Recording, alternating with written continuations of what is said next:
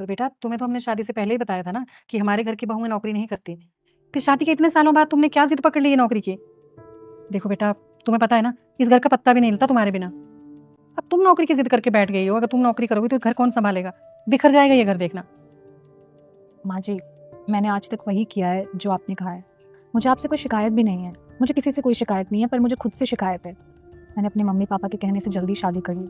पहले मैं खुद के पैरों पे खड़ा होना चाहती थी। बेटा हुआ क्या है ये बता मुझे।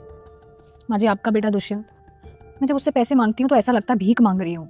वो मेरी सेल्फ रिस्पेक्ट हर्ट करता है, मुझे अच्छा नहीं लगता। पर बेटा तुमने आज से पहले तो हमें कुछ बताया नहीं ऐसा, और हमें कभी ऐसा नहीं लगा कि तुम्हें इस घर में कोई दिक्कत है। फिर अचानक से अब क्या हो गया? माँ जी, जब तक बर्दाश्त हो रहा था मैं कर रही थी, पर अब मुझसे बर्दाश्त नहीं हो रहा। और आपको भी क्या ही बताती मैं, आप तो खुद अपनी बेटे के ऊपर डिपेंड हो। अगर आप लोगों की ज़रूरत की भी कोई चीज़ चाहिए होती है ना, और उसके लिए पैसे मांगती हूँ, तो भी बहुत सुनाते हैं वो मुझे, जबकि आप तो उनके माँ बाप हो। माँ जी, मुझे ना किसी से कोई प्रॉब्लम नहीं है। आपसे, पापा जी से बहुत प्यार मिला है, दुष्यंत भी बहुत प्यार करते हैं, पर इज्जत नहीं दे पा रहे वो मुझे। किसी भी चीज़ की ज़रूरत हो, कोई सामान मंगवाना हो, या आप लोगों की दवाइयों के लिए भी पैसे चाहिए होते हैं ना, तो 4 बात सुनाते हैं। बोलते हैं कि तुम्हारे तो खर्चे ही पूरे नहीं होते, घर पे पड़ी पड़ी तुम करती क्या हो, जिस दिन कमाओगी उस दिन पता चलेगा। मुझे बिल्कुल अच्छा नहीं लगता माँ जी ऐसे।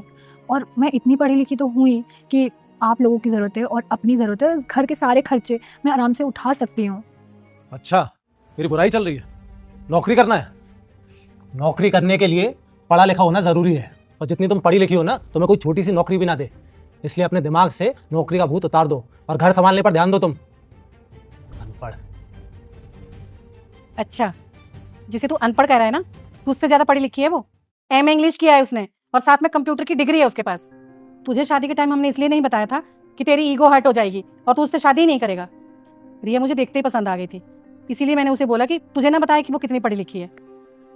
और एक बात बता, तू जो कमा रहा है उसके लिए तूने किया क्या है? पढ़ाई तक ढंग से नहीं की तूने, और पढ़ाई ढंग से नहीं की तो तुझे नौकरी भी नहीं मिलती।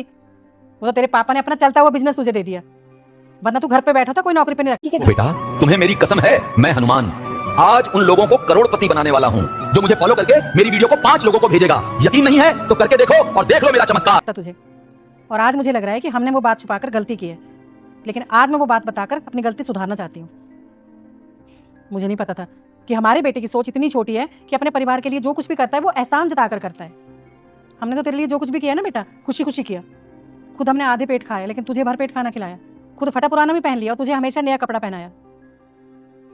और इसे देख, रिया को, पराए घर से आई है ये, लेकिन इसने इस घर को कितने अच्छे से संभाला है। तुझे, बच्चों को, मुझे, घर को कितने अच्छे से संभालती है। इसने कभी एहसान जताया या कुछ बोला सुनाया इसने कभी? और मुझे ये भी पता है